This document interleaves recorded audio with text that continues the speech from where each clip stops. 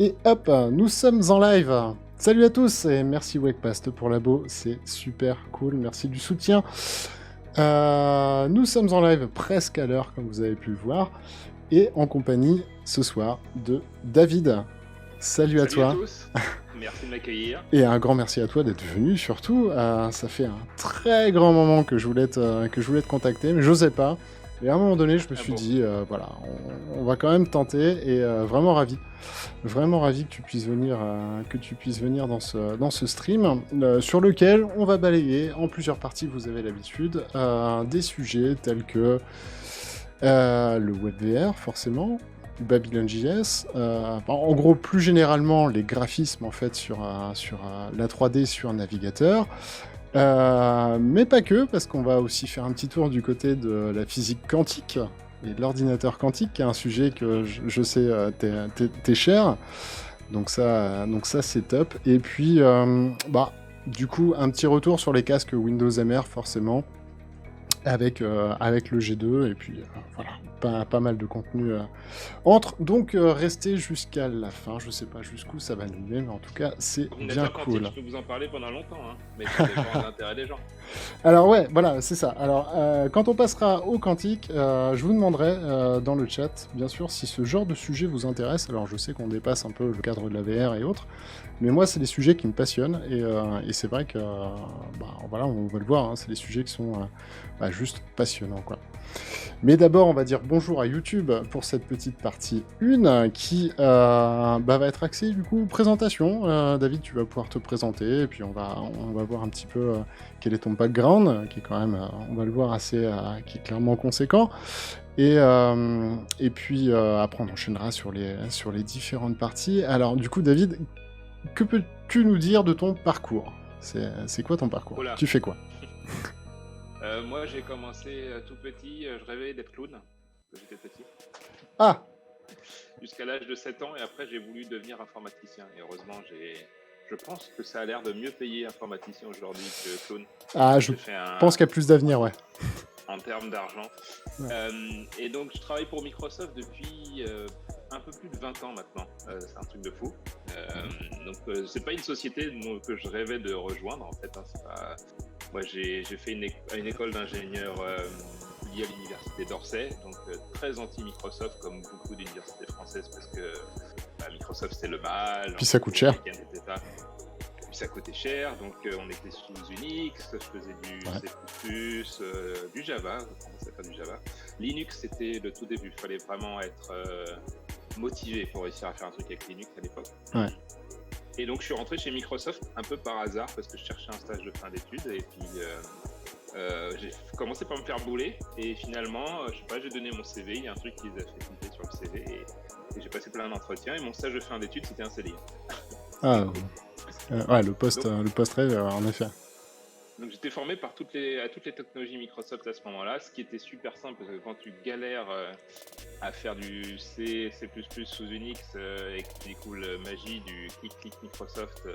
C'est-à-dire, là on parle de WinDev, par exemple, ou non, pas du tout. Moi j'ai commencé à faire du Visual Basic, quoi. Ah, le VB, ouais. Au début de ma carrière, donc c'est un peu comme WinDev en termes de simplicité.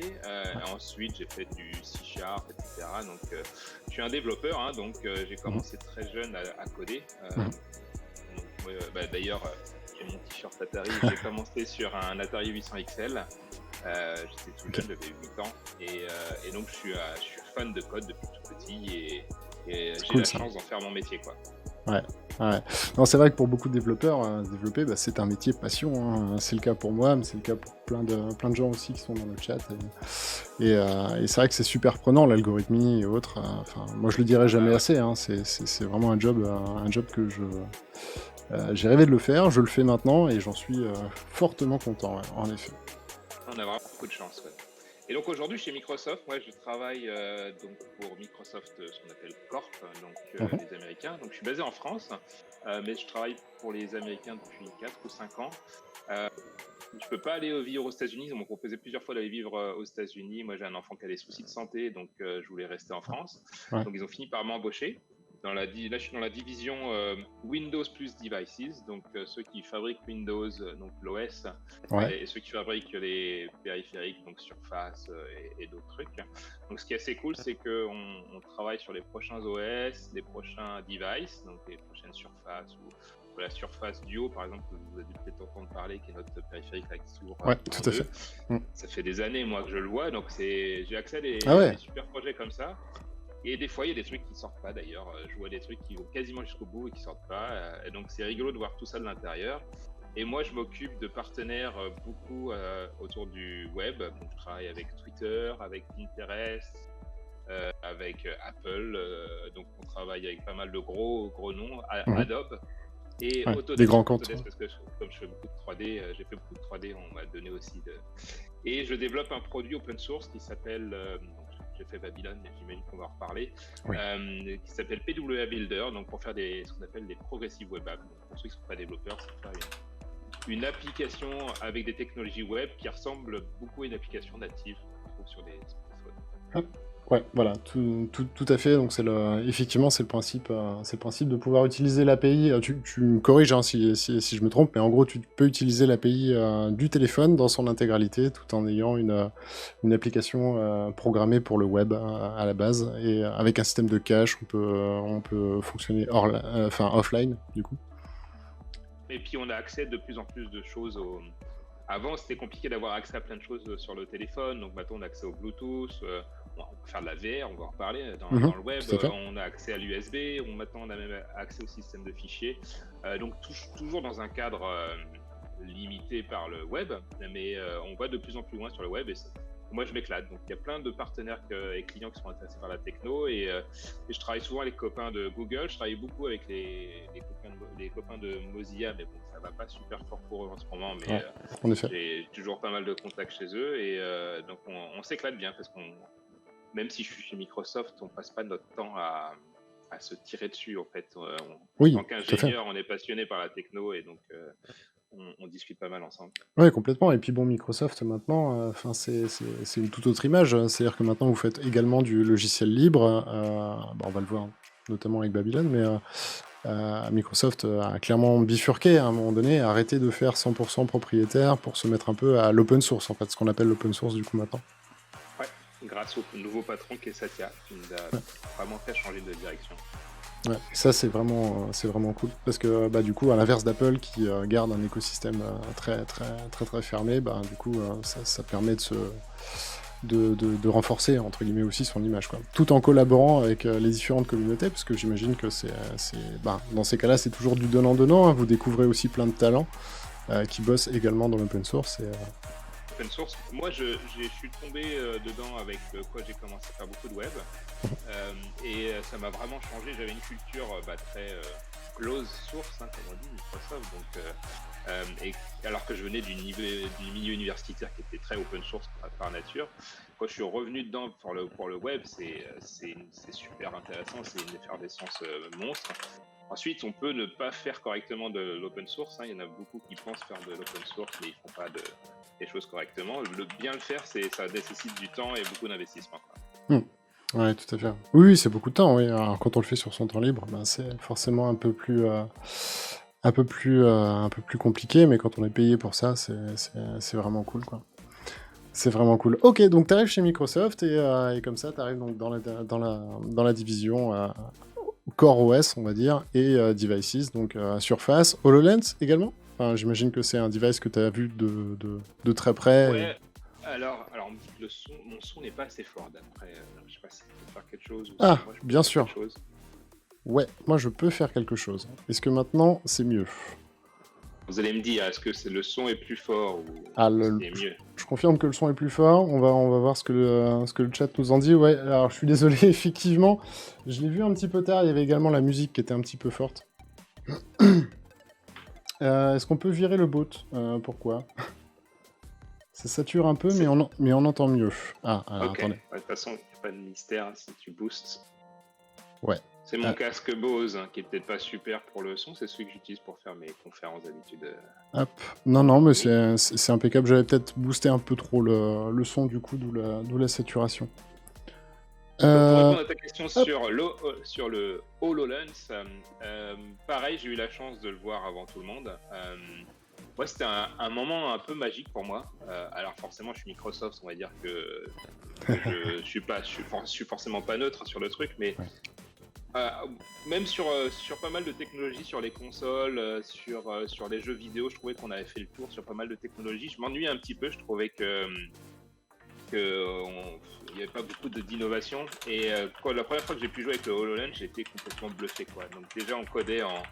Alors, je sais pas si ton public, c'est un public de développeurs, mais on codait avec Unity, donc c'était Alors, super simple. pas que, mais Unity, effectivement, je pense ils connaissent pour la plupart, ouais.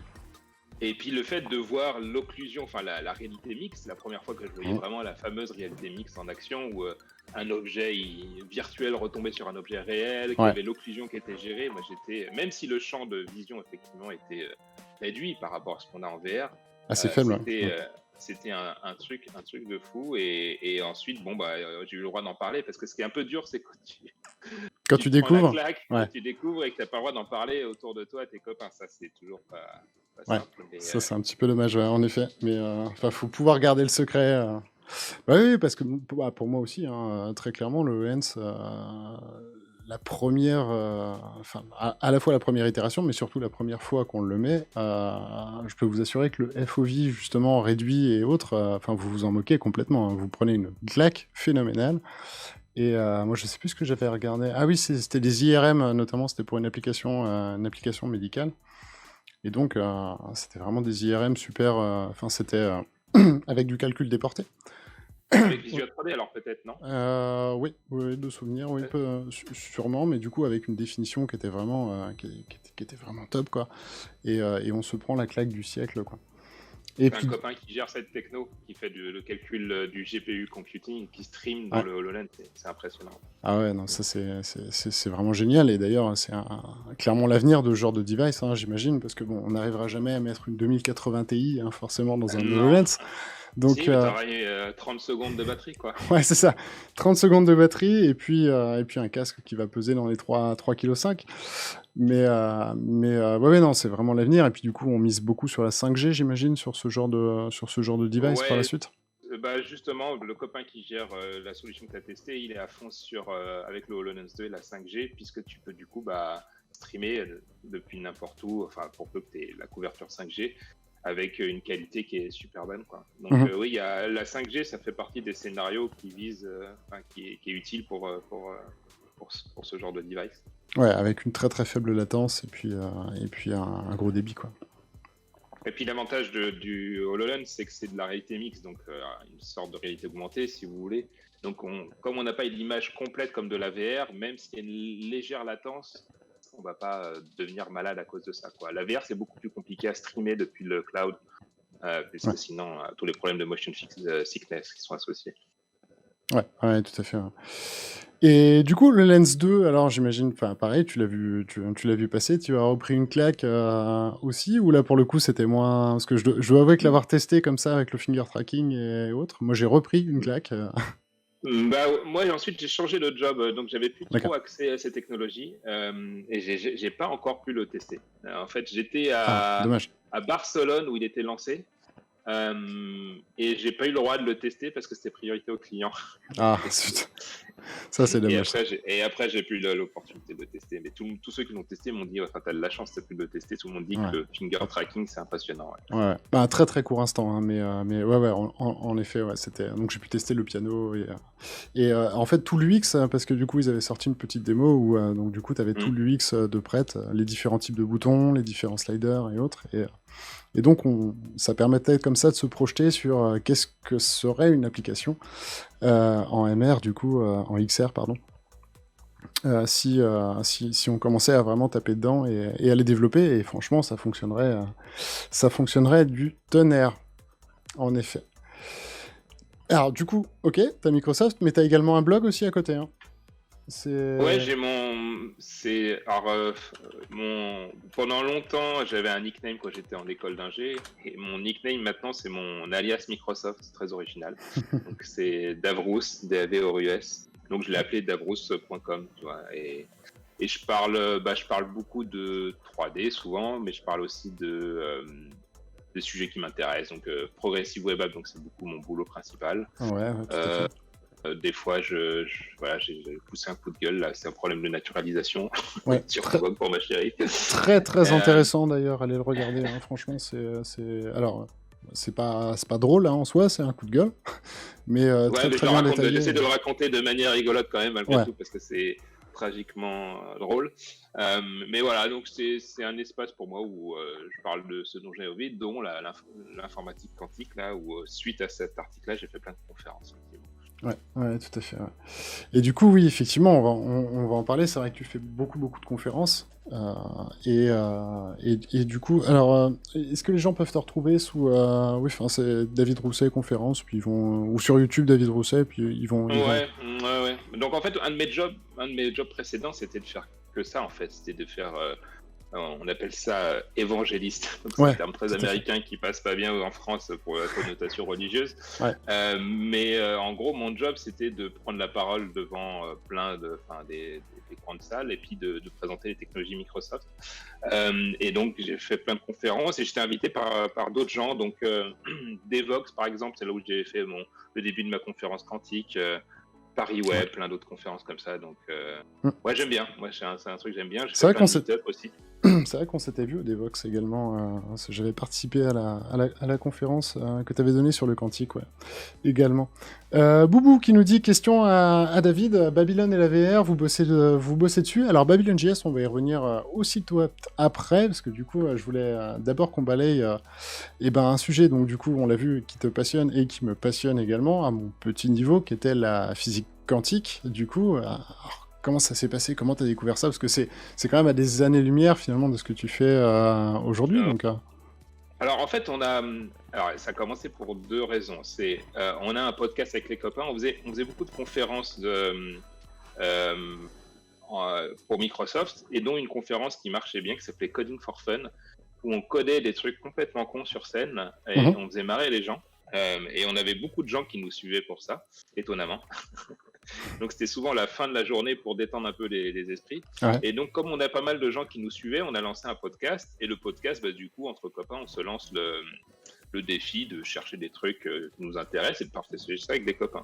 Et l'informatique quantique, ça faisait longtemps que ça me titillait pour essayer de comprendre comment ça fonctionnait. Ouais. Et comme j'ai mon fils, donc j'ai un fils qui est lourdement handicapé, qui a une maladie génétique, je savais que le quantique avait un potentiel intéressant pour le calcul de toutes les permutations du génome. Ouais. Donc j'ai voulu creuser ce sujet, et de fil en aiguille, donc j'en ai commencé à parler dans le podcast. Il y a plein de gens qui m'ont dit c'est super intéressant, tu devrais faire un article. Donc j'ai fait un article de blog. Ensuite les gens ont aimé l'article de blog, ils m'ont invité dans les conférences, et je suis devenu expert malgré moi de l'informatique quantique. Ouais, mais c'est cool, parce que c'est un sujet qui, pour le coup, c'est un sujet véritablement passionnant. L'avenir, potentiellement, on va en parler de l'informatique, pourquoi pas. Alors, c'est très controversé, hein, quand même, la physique quantique à l'heure actuelle. On se rappelle de l'article de Google qui avait, du coup, annoncé la suprématie quantique, qui a été quand même assez controversée à la fois par IBM, Microsoft également. Nous, on se positionne moins là-dessus. Alors, la physique quantique n'est pas controversée, c'est l'informatique quantique qui l'est peut-être un peu plus. L'informatique quantique, en fait, elle fonctionne en labo, mais sur un nombre de qubits, qui est l'équivalent quantique du bit, qui est assez faible, donc qui n'est pas assez intéressant pour pouvoir être beaucoup plus puissant que l'informatique classique. Donc, pour expliquer aux gens, en gros, le potentiel de l'informatique quantique, c'est de créer un ordinateur qui permettrait d'être plus puissant que n'importe lequel des supercalculateurs au monde, mais sans commune mesure. C'est qu'il pourrait être 1 million de fois plus puissant sur certains calculs spécifiques. Donc, typiquement, il y a des calculs qu'on ne sait pas faire sur l'ordinateur le plus puissant de la planète, des calculs pour modéliser des molécules en chimie, pour calculer précisément la météo, par exemple. Hein, c'est un truc aussi qu'on ne sait toujours pas faire correctement. Donc l'informatique quantique nous permettrait de le faire. Pourquoi c'est assez controversé? C'est que certains physiciens quantiques pensent que la mise au point de ces qubits, pour pouvoir mettre au point l'informatique quantique, il y en a certains, ils pensent qu'il faudra énormément de temps avant qu'on y arrive, donc de l'ordre d'une dizaine d'années. Certains pensent qu'on n'y arrivera jamais. Et d'autres, comme Microsoft, Google ou d'autres acteurs, pensent que c'est dans une échelle relativement courte, Ouais. donc sans préciser tellement à quoi ça correspond. La suprématie quantique, ça sera le jour où on aura une puce quantique qui sera capable, à elle toute seule, de faire un calcul qu'un ordinateur normal est incapable de faire. Normal, c'est un Oui, supercalculateur c'est avec ça. des Ouais. pétaflops de calcul. Donc, c'est pas votre ordinateur à la maison, c'est bien, bien plus. C'est Mm. une salle remplie de serveurs. Et Google a réussi à faire pour la première fois un calcul euh, qui allait plus vite, bien plus vite que le plus gros supercalculateur d'IBM. Bon, il se trouve que ce calcul sert à rien. Aujourd'hui, il n'a pas d'application. C'est pour ça que C'est ça a ça été aussi, ouais. aussi remis en cause. Mais malgré tout, ils ont relevé une partie du challenge. C'est faire un calcul. On n'avait pas précisé faire un calcul qui sert à quelque chose. Ouais, c'est ça. Et donc IBM l'a essayé de le remettre en cause légèrement, mais bon, c'est parce qu'ils étaient un peu vexés, parce qu'IBM travaille aussi sur une approche d'ordinateur quantique. Il y a Google, il y a Microsoft, il y a D-Wave, c'est une société D-Wave, canadienne. oui, tout à Il y fait. a les Chinois qui bossent dessus. En gros, malheureusement, pour nous, on va dire citoyens français, c'est que les grosses boîtes américaines ou chinoises Qui ont les fonds. ont déjà les moyens énormes qui sont en Ouais. train de créer cette nouvelle technologie. Ouais, c'est un petit peu dommage. Et du coup, on a Webpast qui nous dit, mais alors le bit quantique, c'est quoi? C'est 1, 0 ou non? Et c'est vrai que la physique quantique, c'est un Bah, le boubou. problème le problème de l'informatique quantique, c'est qu'il faut comprendre un minimum la physique quantique, qui est pas du tout intuitive, hein, et certains d'entre nous, on l'a appris un peu les bases pour ceux qui ont fait des études après le bac, en fonction de vos études d'ailleurs. C'est très mathématique, donc c'est basé sur l'algèbre linéaire. Et en gros, c'est basé sur ce qu'on appelle la superposition des états. Donc c'est une informatique probabiliste, donc ça veut dire qu'en fait, on a en plus des probabilités de résultats, c'est-à-dire qu'on va faire un calcul, on n'aura pas forcément toujours le bon résultat, c'est un peu perturbant. Ouais. On a beaucoup de faux positifs, du coup. Voilà, donc il faut les faire plusieurs fois pour pouvoir essayer de reconstituer ces probabilités. Et ensuite, on a une superposition des états, c'est-à-dire qu'on a ni 0 ni 1, enfin, on peut avoir 0 ou 1 dans un bit quantique, mais souvent on a une superposition d'états, c'est-à-dire que ça peut être 0 et 1 à la fois, ou une combinaison d'états de 0 et 1 à la fois. Donc c'est un peu compliqué à expliquer parce que c'est assez à nouveau une répartition probabiliste des états, mais en gros ce que ça veut dire, c'est que lorsqu'on a plusieurs de ces qubits, la puissance de calcul devient exponentielle par rapport à l'équivalent, on va dire, binaire 0,1 du bit. Et donc, on fait du calcul massivement parallèle, si vous voulez. C'est que au lieu de calculer des résultats les uns derrière les autres, on va tous les calculer en même temps. Voilà, c'est tout à fait ça. Donc du coup, c'est 0 ou 1 ou pas vraiment. Alors en fait, le gros problème de la physique quantique, tu m'arrêtes si je me trompe, hein, c'est que comparé à un système classique, d'algorithmie classique et autres, à chaque instant, on peut savoir exactement où on en est dans le programme et récupérer les valeurs. Le problème finalement de la physique quantique est dû intrinsèquement lié en fait à cette superposition d'états, c'est que si vous mesurez le programme, peu importe où dans le programme, en fait vous forcez en fait l'état de tous les autres et du coup c'est impossible de. Alors pour reformuler en fait, un algorithme quantique pourrait vous sortir d'un labyrinthe, mais il ne pourrait jamais vous expliquer comment il a fait en fait. C'est un peu ça l'idée. Hein.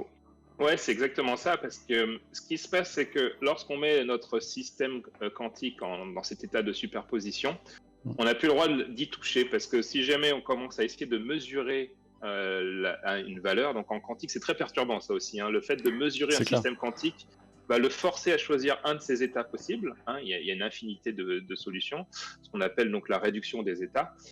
Donc, si vous faites ça pendant l'exécution d'un algorithme quantique, du coup, vous perdez l'intérêt du calcul parallèle. C'est parce que vous lui forcez à choisir un des chemins à un moment donné, qui n'est pas forcément le bon en plus. Donc, nous, en tant que développeurs, tu connais ça puisque tu es développeur, on passe notre temps à débugger, donc à mettre ce qu'on appelle des points d'arrêt, à stopper l'exécution de notre code pour voir là où on a fait une connerie dans notre code. Ouais. Là, on n'a pas le droit dans le quantique. C'est même pas possible. Ouais. Donc, ça résume bien ce que tu dis. Dans le cadre imaginons qu'on voudrait sortir d'un labyrinthe. Dans le cas d'un ordinateur classique, ce qu'on ferait, c'est qu'on essaierait de prendre à gauche, à droite, on verrait nos erreurs, nos succès, on va les noter. Et à la fin, on va être capable de sortir du labyrinthe, si on est assez patient, et puis on va dire, voilà le chemin exact que j'ai pris. Dans le cas d'un ordinateur quantique, il va tester tous les chemins d'un seul coup, il va dire, la sortie est là ici, mais il n'est pas forcément capable de vous expliquer par où il est passé. Donc, c'est un peu beaucoup perturbant. Ouais, clairement. L'informatique quantique. Ouais. Et Et là, puis, tu nous montres un truc sur l'effet tunnel. Qu'est-ce que tu ouais. voulais nous dire?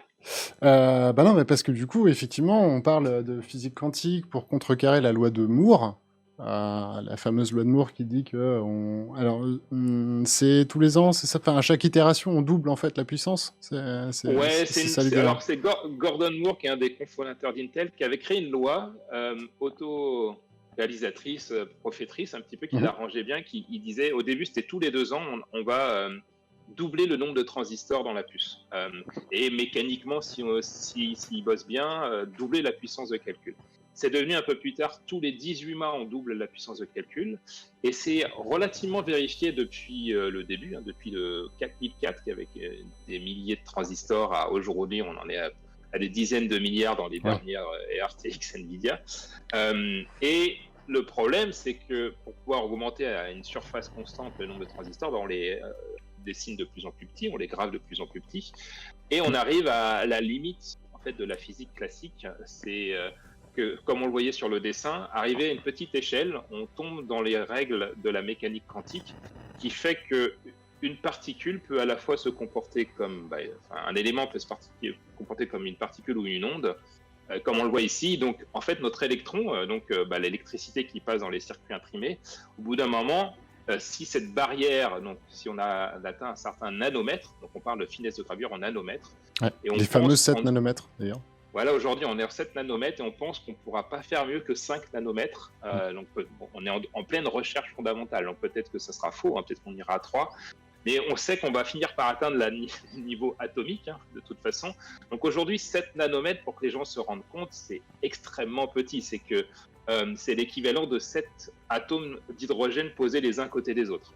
Donc on est vraiment à l'échelle atomique. Et donc quand on atteint cette échelle atomique, la particule passe à travers la matière. Et du coup, c'est pour ça que ça va être la fin de la loi de Moore, en tout cas telle qu'on la connaît, parce qu'on ne pourra pas fabriquer des puces avec des transistors plus petits, parce qu'on arrivera dans les problèmes de la mécanique quantique. Ouais. Et Donc, là, on perd de la donnée.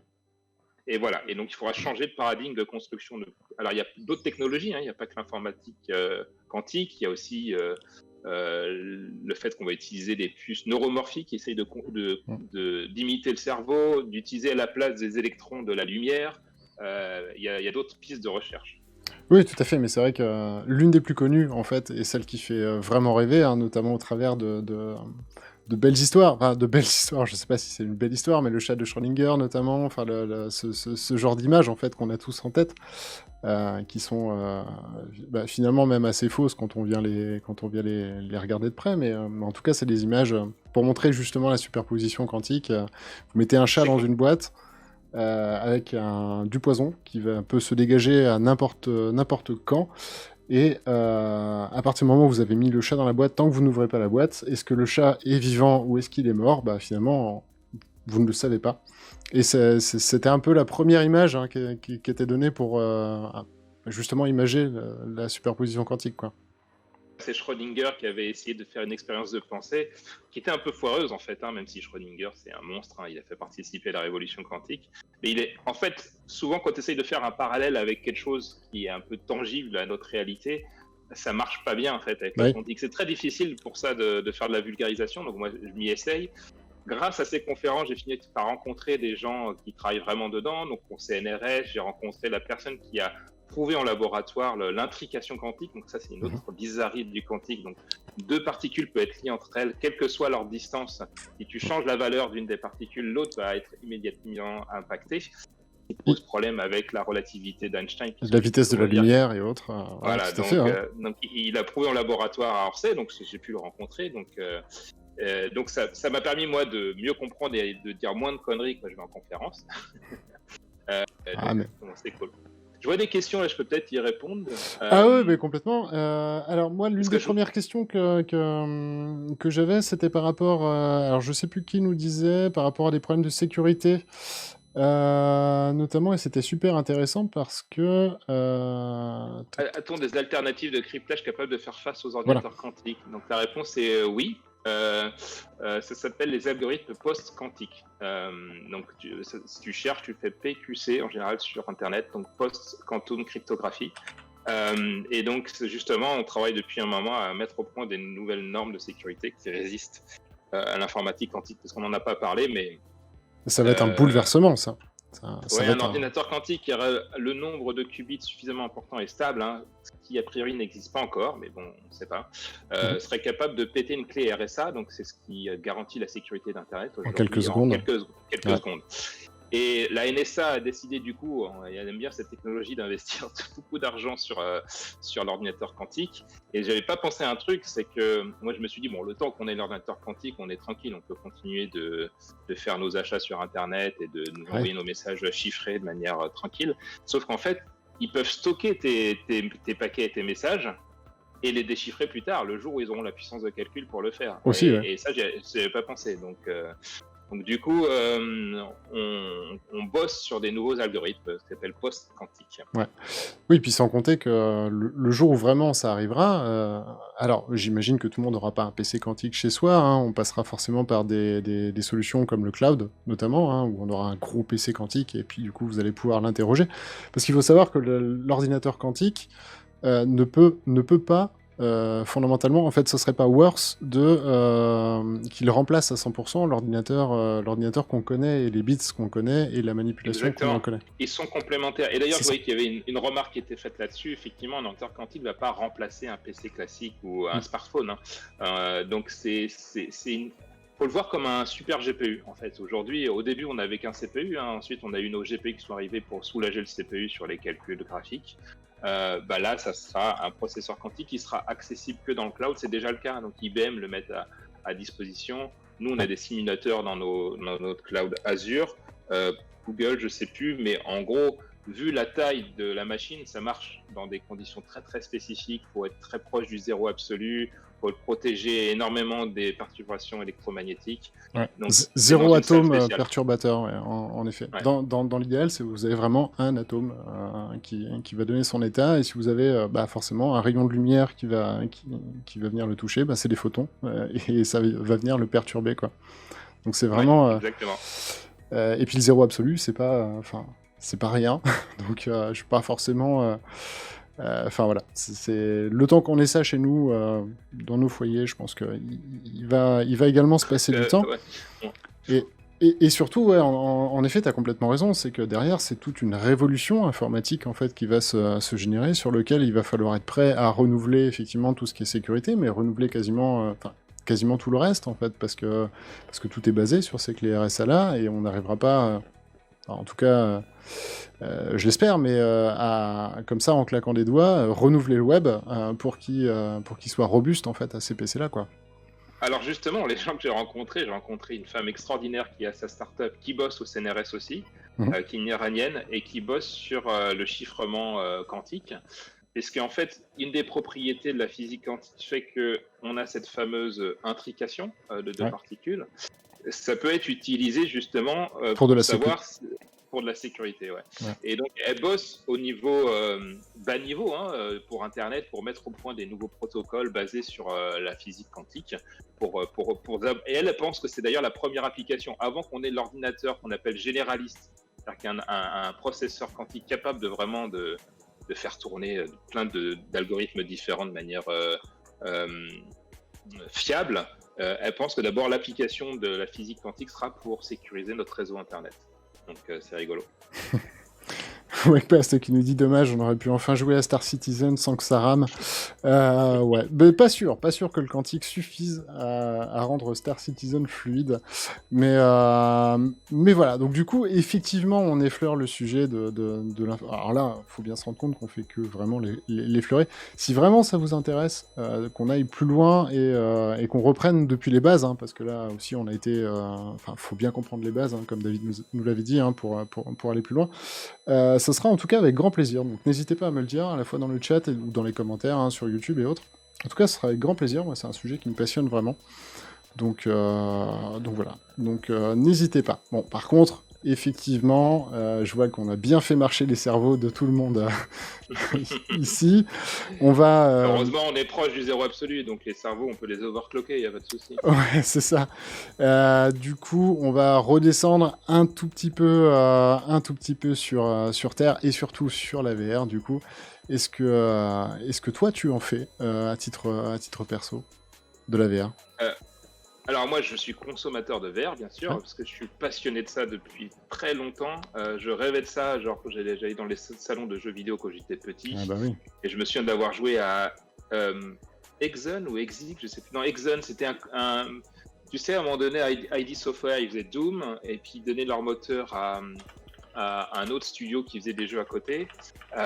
Et j'avais testé vraiment un des premiers casques de VR à la résolution. J'avais regardé il y a pas longtemps, c'était genre, je sais plus, 320 par 240 par œil avec, voilà, Exxon, exactement. Et c'était horrible, ça m'avait donné Ah oui. la gerbe complète, parce que bah, forcément la puissance de calcul n'était pas là, la définition n'était pas là, le refresh rate n'était pas là. Mais malgré tout, ça m'a fait rêver. Je me dis, le jour où on pourra avoir une réalité complètement immersive. Aujourd'hui, on est proche du photoréalisme. Donc moi, je rêve de l'arrivée du ray tracing dans nos casques de VR, hein, avec les futurs RTX. Tout à fait. On a déjà une qualité graphique qui est quand même impressionnante dans la VR. Pour pouvoir, voilà, ce jeu-là. Donc imaginez cette bouillie de pixels en VR, mais c'était ma première expérience, donc ça m'a pas dégoûté pour autant, tu vois, donc j'ai Ah ouais. continué. Ah, ça peut piquer un peu les yeux, en effet, hein. Alors, à tous ceux qui disent que l'index, il y a des problèmes de SDE, enfin de screen door effect, voilà. Ceci est l'un des premiers jeux qui a été porté en VR. Ouais. Et du coup, oui, effectivement, malgré le motion sickness, enfin, ça a fait un adepte tout de suite et on comprend Bah, parce que déjà, tu facilement avais pourquoi. la stéréoscopie, en fait, parce que Mhm. t'as la vraie 3D, en fait, en VR. Ouais. Parce que finalement, on passe notre temps, moi, j'ai fait des moteurs 3D, et on passe notre temps à faire de la 3D qui est finalement projetée sur des écrans 2D. Donc, On n'en est plus, ouais, c'est ça. on vit jamais vraiment le monde 3D tel qu'on l'a construit virtuellement. Donc, moi, c'est ça qui me passionnait déjà, c'est la vraie 3D stéréoscopique. Et puis ensuite, c'était la possibilité d'être immergé complètement dans un monde virtuel, hein. Donc, on me disait souvent que c'était pas bien les jeux vidéo, que j'allais devenir autiste, etc. Bon, bah, il y a peut-être un fond de vrai. J'avais peut-être envie de m'échapper du monde réel, mais Les époques ont changé, heureusement. ouais, ça a Maintenant, changé. Ouais. maintenant, on dit plus que ça rend violent. Enfin, on dit, enfin, voilà. Maintenant, on est Oh. juste sur. Ouais. Mais ouais. Bah, Et donc, ceci dit, je m'inquiète un petit peu, moi, sur la VR et les effets psychologiques, en fait, que ça peut avoir derrière quand on voit des personnes comme, enfin, des jeunes, hein, pouvoir faire un Resident Evil 7, par exemple, sans même broncher et avoir le moindre sensation de peur. On se dit quand même qu'on est en train de former, hein, des cerveaux comme, blindés, hein, pour le coup. comme toute nouvelle technologie, on Ah ouais, disait la clairement. même chose de nos Super Nintendo, etc. Et finalement, on s'en est pas trop mal sorti. Oui, oui, tout à fait. Puis ça se fait Ou des progressivement aussi. chevaliers du Zodiac avec le club Dorothée, on n'est pas tous devenus timbrés avec ça. Enfin, bon, Ah non. ça va. Ah, moi, c'était Dragon Ball, mais c'était après. Chacun effectivement a grandi avec un dessin animé préféré. Et du coup, alors concrètement sur la VR, alors déjà, tu joues sur quel casque? Alors aujourd'hui, je suis là. Donc là, je suis dans ma Batcave que je suis en train d'améliorer. Ah, un petit Valve Index. Un Valve Index, voilà. Donc je suis très content. J'avais avant le Samsung Odyssey qui me servait pour faire pas mal de conférences et que j'aimais beaucoup. J'ai commencé, Ouais. on va dire, sur un HTC Vive, comme beaucoup de gens, je pense, que j'aimais beaucoup plus que l'Oculus. J'ai l'Oculus aussi, le premier du nom.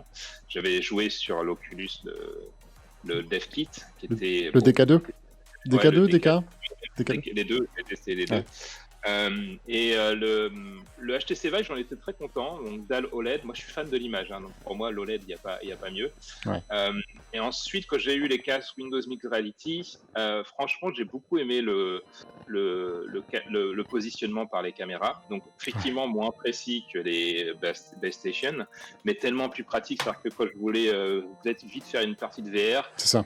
c'était super simple à setup. Quand j'allais en déplacement, j'ai fait découvrir la VR à plein de gens dans des salons. J'ai posé mon laptop, donc j'ai un Alienware de compétition, je branchais mon truc. En 2 secondes, c'était fait. C'était impossible à faire avec un HTC Vive. Donc finalement, j'ai beaucoup utilisé l'Odyssey, qui était très très bien, très bonne définition. Ouais, qui était la meilleure des définitions avant l'arrivée donc des Pimax et toute cette génération. Donc il y a peut-être 2 ans quand même maintenant, non? Ouais, ça remonte. Ouais. Et puis du coup, Bah, le HTC Vive, le Valve Index, c'était Half-Life. Voilà. Ouais. J'ai vu la première bande-annonce, je me suis dit putain c'est quoi ce truc de fou, Oui. il me faut ça. Et j'ai ça- attendu un petit peu, et pendant le confinement, bah, comme j'étais condamné à rester chez moi, je l'ai commandé. Tu sais quoi, ils ont réouvert le truc là, j'étais genre tout de suite, je me suis dit je comprends pas, j'ai eu l'impression d'avoir cliqué le premier, et il me dit dans 8 semaines, c'est pas possible, qu'est-ce qui s'est passé. Ouais. Et globalement content, quand même un peu déçu par pas mal de choses, ouais, être honnête, rapport au prix. C'est vrai qu'on est dalle sur un casque très très haut de gamme. Ah ouais, à plus de 1000 euros, après 1100 euros. La dalle LCD, alors très propre, quasiment pas de skin d'or.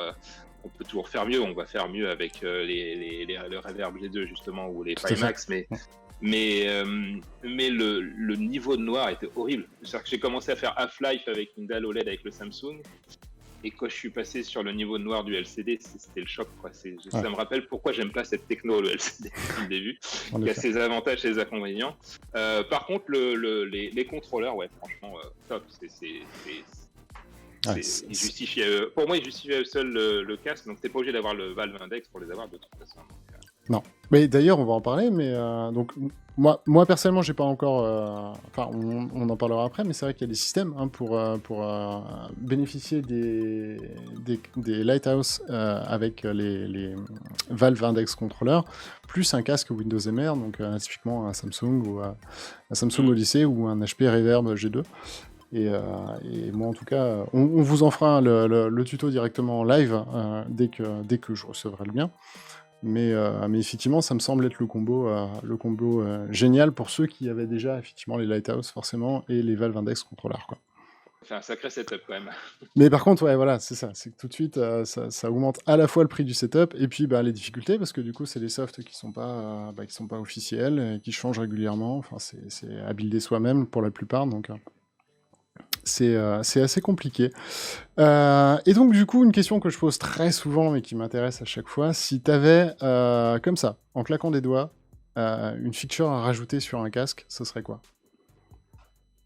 Il y en a plein, mais la principale, ça serait le vrai sans fil, quoi. Un truc qui marche bien, qui est conçu et qui soit pas compliqué à déployer.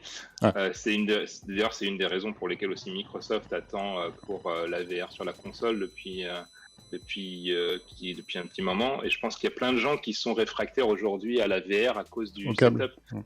Et notre casque, d'autres solutions Windows Mixed Reality a plu à beaucoup de gens, moi compris, franchement, alors que je suis assez hardcore, c'est-à-dire que j'aime pas trop faire des compromis sur la technologie, mais là, franchement, notre solution était vraiment bien. Donc, elle a été reprise par Oculus, par d'autres derrière et améliorée, donc c'est chouette.